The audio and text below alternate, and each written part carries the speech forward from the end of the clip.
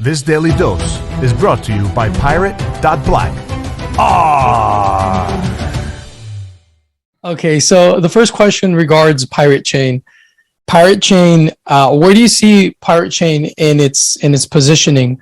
And after everything you explained regarding Monero, what role do you see Pirate Chain playing? Yeah, I am extremely bullish on Pirate Chain, and the reason for that is I think the fact that Pirate Chain uses fundamentally different privacy technology, that it uses ZK snarks, is enormous, right? So Monero, its technology is amazing, but the privacy community, by its very nature, needs diversity. I know there's a lot of calls for diversity. I'm not calling for that kind of diversity, but I'm calling for diversity in technology and diversity in protocol.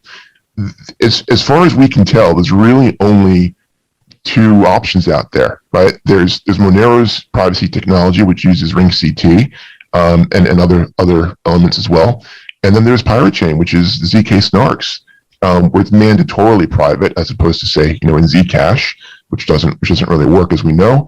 And I think that there's a massive place for having an alternative technology, because we know that privacy is always going to be evolving and come under attack. And you need that, I think I call it redundancy in the system. When you're building any kind of a technical system, you always want to have redundancy, a backup plan, that if the power goes out, you've got a generator that keeps you going, right? Same thing applies to the privacy coin community. And I think that having a viable backup, if you will, is enormously valuable. Now, that's sort of underselling it, I think, because honestly, I think Pirate has the ability not just to be a backup, but to be the lead. It's from a privacy perspective itself, you can argue that it's actually superior to Monero. I know that's a bit controversial for some people, some Monero maximalists, I get that, but there's a really strong argument to be made in that regard. So I think and you were Monero maximalist, right, for a long time, were you not? I absolutely was, and I thought there was only room for one, but it was realizing just how important redundancy is in this system, especially realizing how it's going to always be under attack, right?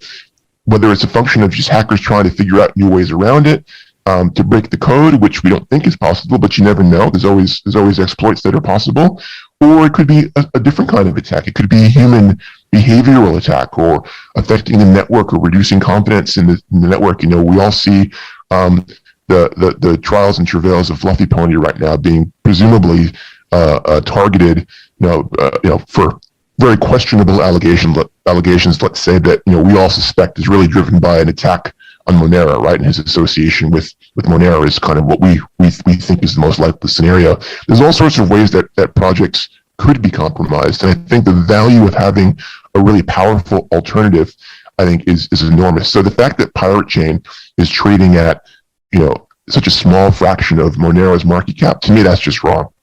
And I have been adding myself. I've been adding to my own bags. I think bear markets are where you want to do that. In a bull market is where I would see Pirate Chain really showing itself and actually stepping back up to kind of the levels that it had been at the previous highs. And forget nominal dollar prices. Just think in terms of relative to Monero. It traded as high as about sort of 15 to 20% of Monero's market cap. And I don't have it in front of me, but I think we're at like less than 5% now, which is nothing. It's absolutely nothing. So to me, Pirate Chain is not going anywhere. And as Monero grows, as the awareness of privacy coins grows, I think that we are going to enter a new bull market. It's not a question of if, but when. And when that happens, I think we're going to see massive outperformance in Pirate Chain. Follow the treasure to Pirate.Black, because financial privacy today is freedom tomorrow. ARRR.